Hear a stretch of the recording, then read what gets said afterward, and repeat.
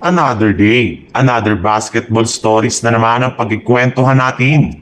At ngayon nga ang balitang balak na nga daw na i-trade ng Sacramento Kings ang kanilang mga superstar. At ang balitang trade na gagawin ng Golden State Warriors.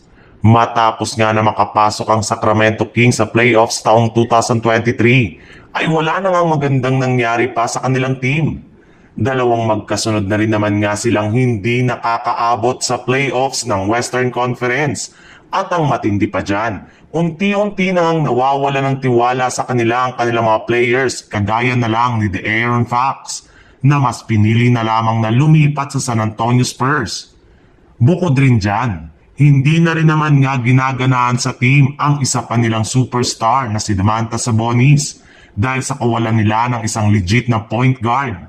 Kaya upang maiwasan nga nila ang pag-alis nito, ay plano na ngang muli ng kanilang front office na ayusin ang kanilang lineup sa pamamagitan ng pag-trade sa kanilang mga players na sina DeMar DeRozan at Zach LaVine.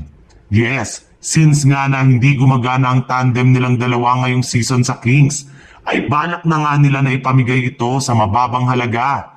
In fact, kasalukuyan na nga itong available sa trade market at ipinang-o-offer na nga nila ang mga ito sa ibang mga kupunan. Isa lang naman nga daw ang hiling ngayon ng Kings. Ito nga ay makakuha sila ng legit na point guard bilang kapalit ni DeRozan at LaVine sa isang trade. Sa ibang balita naman, kagaya nga ng napag-usapan natin, kahit man prioridad ng Golden State Warriors na mapanatili ang kanilang kasalukuyang lineup hanggang next season, ay hindi pa rin naman nga sinasarado ng kanilang general manager na si Mike Dunleavy ang posibilidad na gumawa sila ng at least isang blockbuster trade. At kung gagawa nga sila nito ay plano nga ng kanilang team na kumuha ng isang bago at legit na sentro na siyang literal na mangunguna sa kanilang frontcourt. Ayaw na rin naman nga nila na umasa kay Draymond Green na pangunahan nito ang kanilang frontcourt.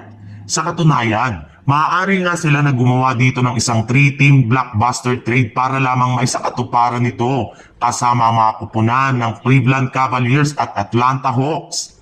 Bali dito nga ay makukuha ng Atlanta Hawks sina Mos Moody at Dean Wade.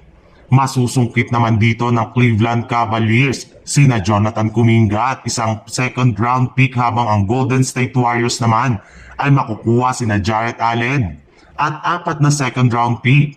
Sa ganyang paraan nga ay magkakaroon sila ng bagong center na magagamit nila bilang kanilang starter.